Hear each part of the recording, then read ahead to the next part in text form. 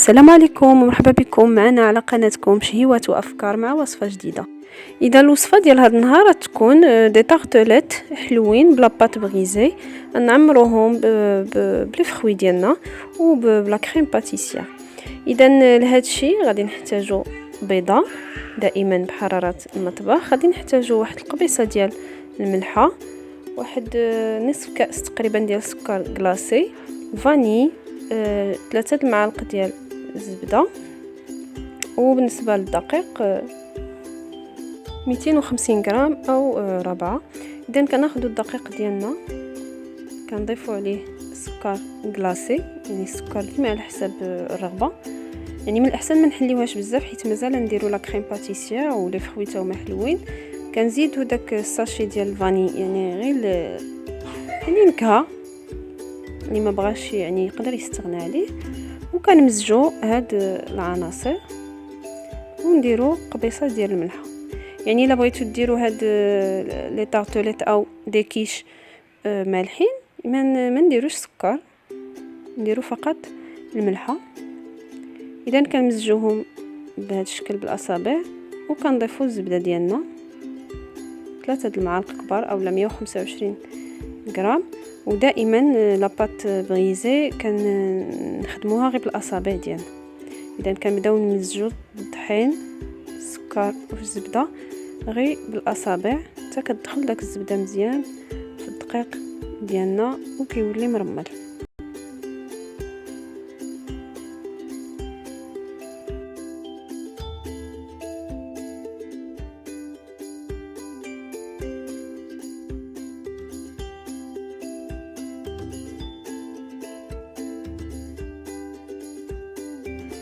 اذا كنبقاو كنخلطوا العناصر ديالنا حتى كتولي بهذا الشكل كما كتشوفوا، يعني مرمله، كتندمج مزيان الزبده مع الطحين والسنيده او السكر كلاصي.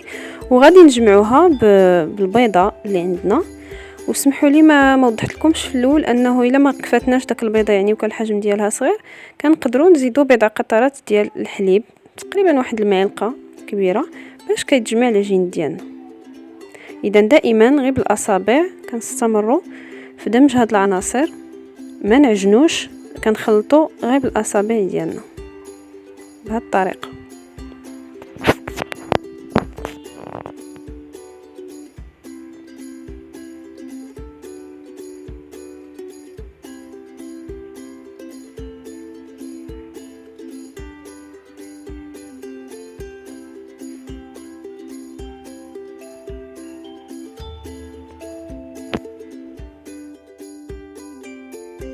اذا كما كتلاحظوا يعني انا البيضه ما كفاتنيش باش نجمع العجين ديالي، غادي نزيد شي شويه ديال الحليب اولا حتى الماء، يعني تقدروا تزيدوا شويه د الماء، وكنحاول نجمع العجينه ديالي بالاصابع بهذا الشكل.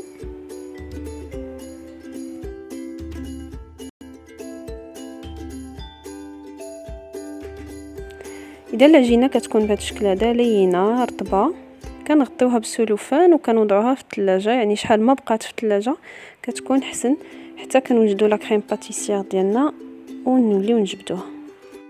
اذا فيما يخص لا كريم باتيسير غادي نحتاجو تقريبا معلقه، يعني معلقه ديال الزبده، 2 ملاعق ديال السكر، واحد نصف ساشي ديال الفاني غير باش نسمو، معلقه او ملعقه ونصف ديال النشا، بيضه، وكاس ونصف ديال الحليب.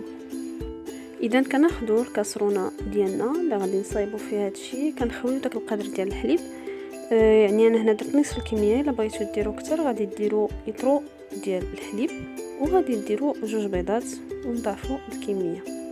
اذا كناخذوا غير نصف الكميه ديال سكر سنيده، كنزيدوها على هذا الحليب ديالنا،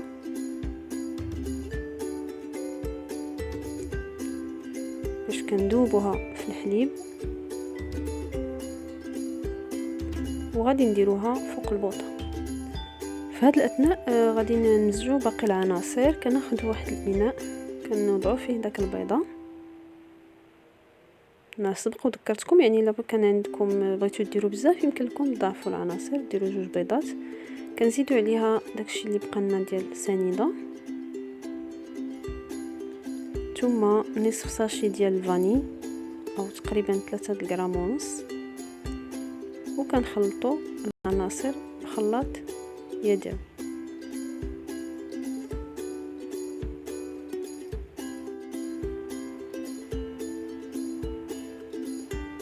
اذا كنمزجوا هاد العناصر حتى كتندمج مزيان مع بعضياتها غير باستعمال الخلاط اليدوي فقط.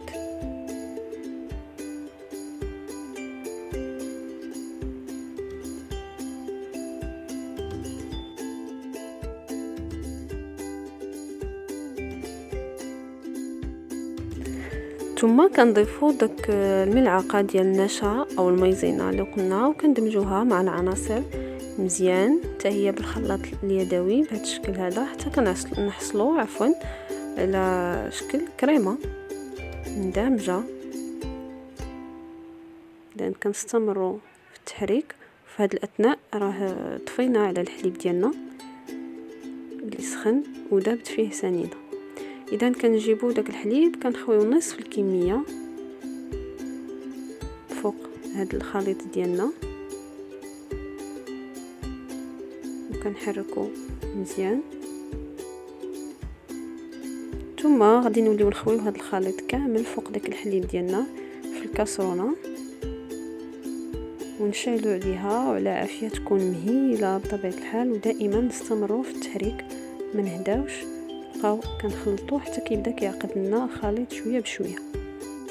اذا كنحصلوا على هذا الشكل بحال هكا كما كتلاحظوا الخليط عقد شويه. واخيرا غادي نضيفوا داك المكون التالي اللي هو معلقه ديال الزبده، وكندمجوها مزيان مع الخليط ديالنا ما حدو سخون.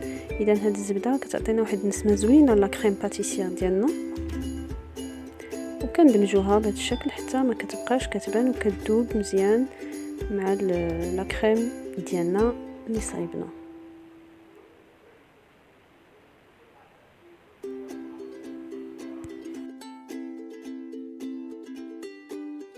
اذا هادي لا كريم ديالنا كما كتشوفوا غادي نخويوها في واحد الاناء باش ندخلوها الثلاجه تبرد. هي شحال ما بردت يعني كتولي حسن.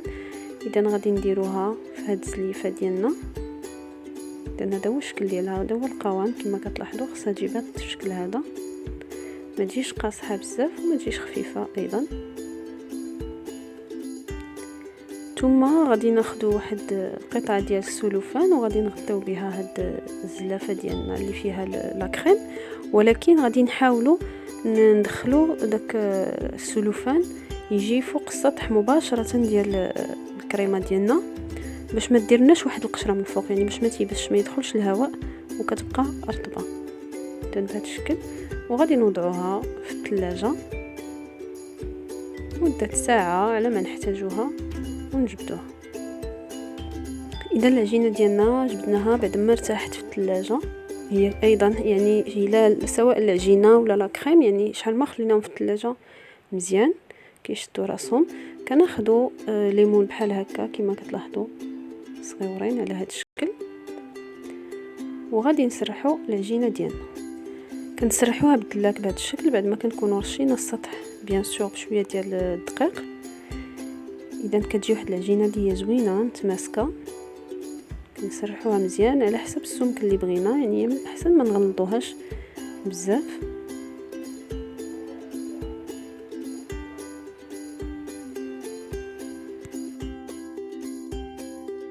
ثم كناخذوا داك ليمون ديالنا بلا ما ندهنوهم حيت ما غاديش تلصق لنا العجينه، كنوضعوهم متقاربين بهذا الشكل وكنسرحوا فوقهم العجينه ديالنا بهذه الطريقه، وكنحاولوا نقادوها يعني باش ندخلوها لداخل في ليمون ديالنا بهذا الشكل. يعني كنحاولوا ندخلوها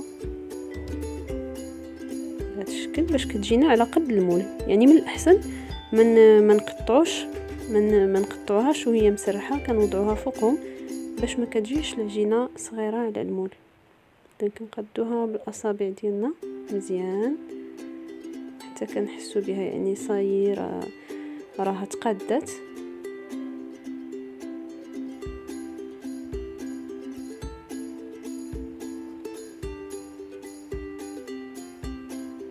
ثم غادي نستعنوا بالدلاك باش نقطعوها. اذا كندوزوه فوق بحال العجينه ديالنا بحال هكا باش كتقطع هكا حسن ما نستعملوا الموس او المقص، هكا كتجي حسن وسهله وبسيطه.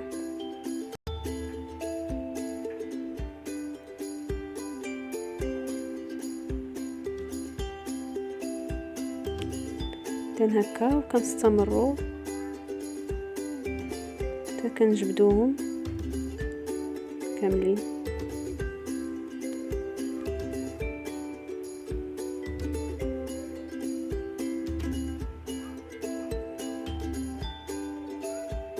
اذا نتوما غادي ناخذ واحد لافورشيط وغادي نثقبوا العجينه ديالنا.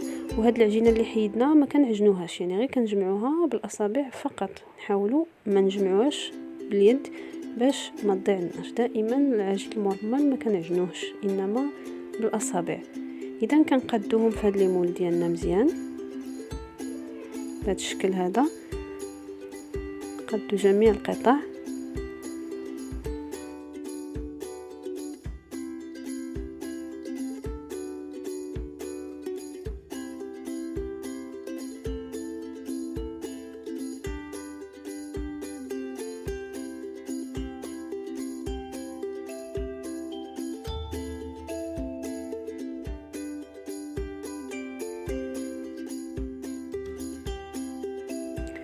اذا كنطلقوا داك العجينه اللي جمعنا قبيله بالاصابع فقط، وكنوضعوا ما تبقى من ليمول ديالنا كنديروهم بهذا الشكل متقاربين كما درنا بالنسبه للطريقه الاولى، وكندخلوهم وكنقادوهم.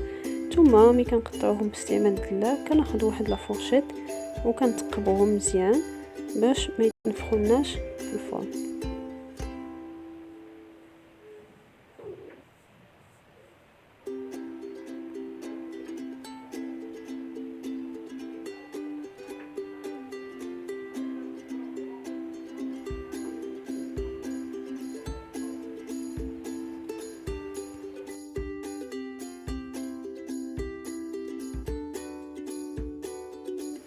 اذا هادو هما ليمول ديالنا درنا فيهم العجينه، غادي ندخلوهم للفرن ماشي بزاف ديال الوقت، يعني غير يتحمروا واحد شويه، نشاليهم من الاسفل ثم من الاعلى ونخرجوا.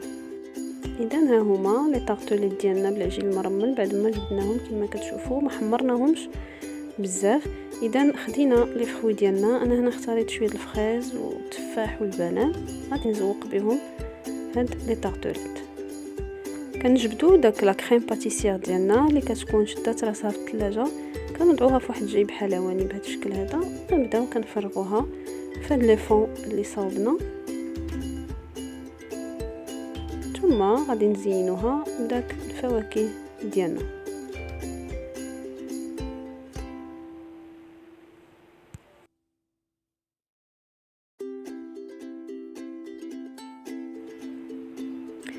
اذا كنستفوا الفواكه ديالنا بالطريقه اللي بغينا.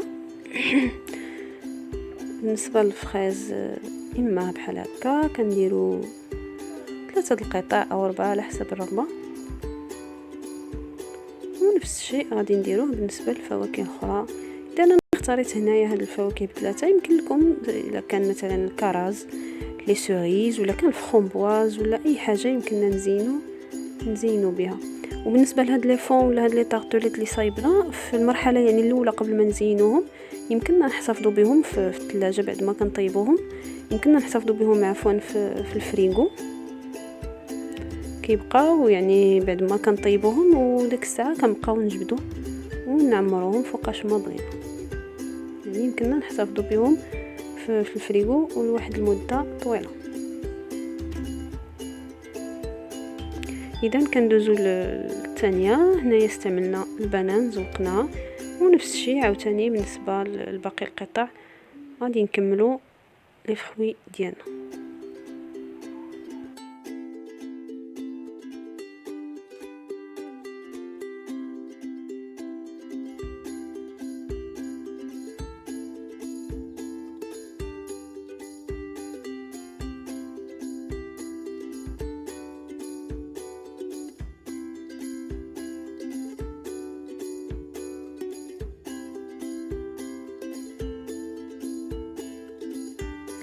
اذا هادو هما لي طارطوليت ديالنا معمرين بلي فخوي وبلا كريم باتيسيير، كيجيو زوينين بزاف. وفينالمون غادي نسقيوهم بالناباج اللي غادي نصاوبوه في المنزل، كيجي زوين بزاف وكيعطيهم واحد اللمعان رائع. كنحتاجو فيه كأس ديال الماء مع 4 ملاعق ديال سكر سنيده وواحد الملعقه صغيره ديال النشا، وكنوضعوهم فوق البوطه. كنستمروا في التحريك، ضروري كنبقاو كنحركوه ما نغفلوش عليه حتى كنحصلوا كيبدا شويه كيجمد، ما ليش يقصح بزاف، انما كيبدا كيجمد واحد شويه. وكندهنوا به لي طارطوليت ديالنا، كيعطينا واحد اللون ولا واحد اللمعان زوين بزاف. بغينا نسموه كنديروا فيه داك النصف ساشي ديال الفاني اللي كان ديجا بقى باش كتجي فيه واحد النسمه زوينه. وكندهنوا به لي فخوي ديالنا ولي طارطوليت مع الجناب. ويمكننا نستعملوه حتى بالنسبه لي صابلي، كندهنوا به لي صابلي ديالنا ونديروا معاه شي ملون ايضا ونستعملوه في الحلويات. كيجي زوين وسهل ويمكننا نحتفظوا به مده يومين في الثلاجه. اذا كندهنوهم بهذا الشكل.